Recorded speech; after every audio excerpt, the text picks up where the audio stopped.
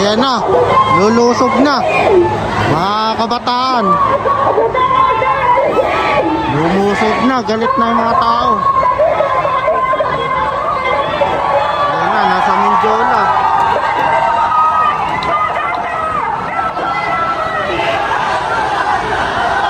Ito yung iba-ibang grupo po ng mga estudyante na nagsama-sama para alisin ang mga kurap, panagutin ang mga kurap, baguhin yung mga sistema. Yan, ang dami oh.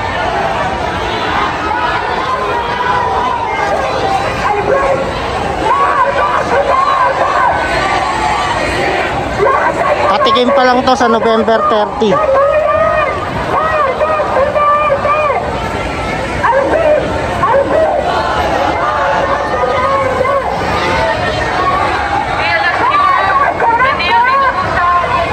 Pakinggan natin yung mga panawagan eh. Pero isa na dito yung kurap, may managot, may makulong. Ano, grabe dami, libo-libo.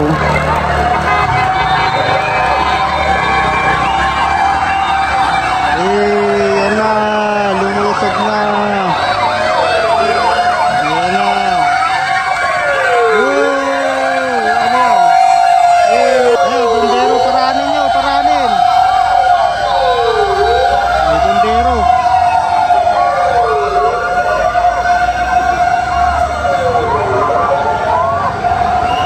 Commercial ah. Tuloy, tuloy, tuloy.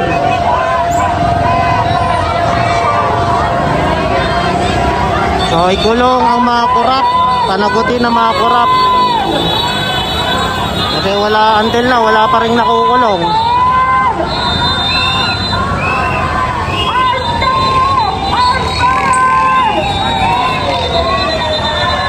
Grabe, dami rin ah. Dami mga estudyante. Grupo lang yan ng mga iba't ibang school na mga estudyante na lumusob dito.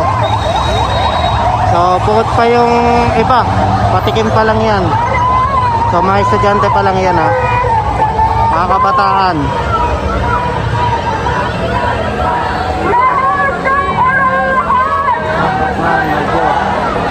DLSU, PUP, UP.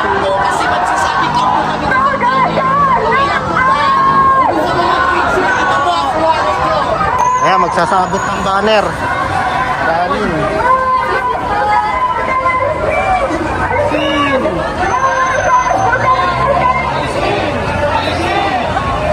Sinabitan na ng banner.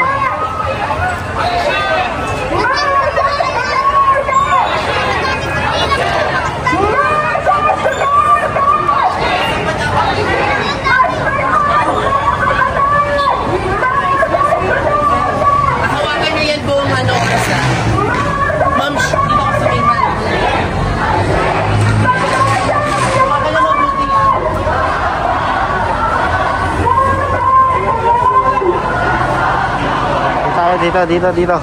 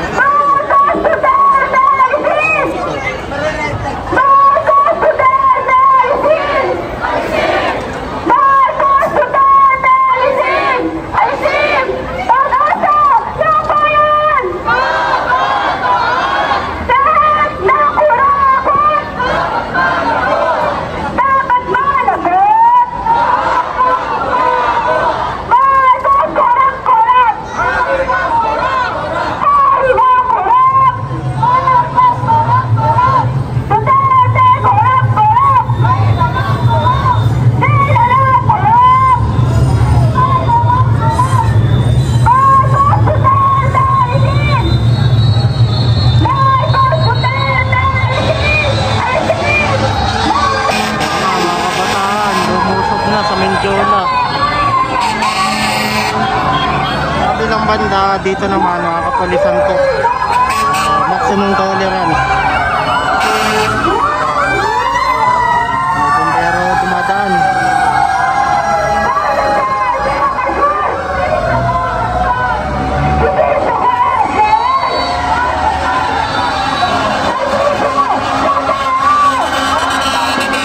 Daming dumadaan ng bumbero eh.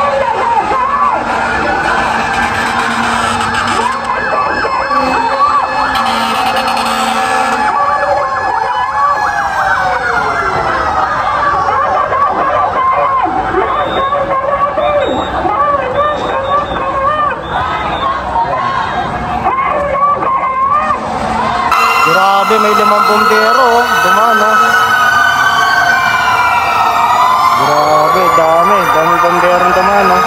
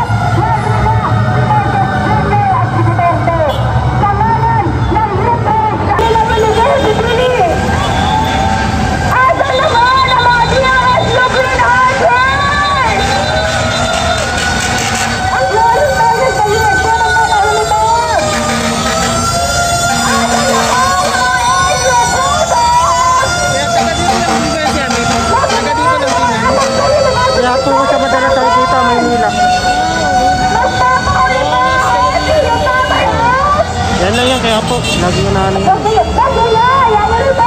Umiikot lang yan. Kaya naman, narito sila Anika Torres mula sa Ateneo, si Vince mula sa DLSU, si Annie mula sa USC, si Charlie mula sa EDU, si John mula sa FEU, si Antonia mula sa UE, at si Moira mula sa UP. Kasama ko ngayon ang nagkakaisang boses ng UAP schools na sama-sama lumitan sa kanilang mga klase tungo sa talakahan ng Mendiola. Patuloy po ito na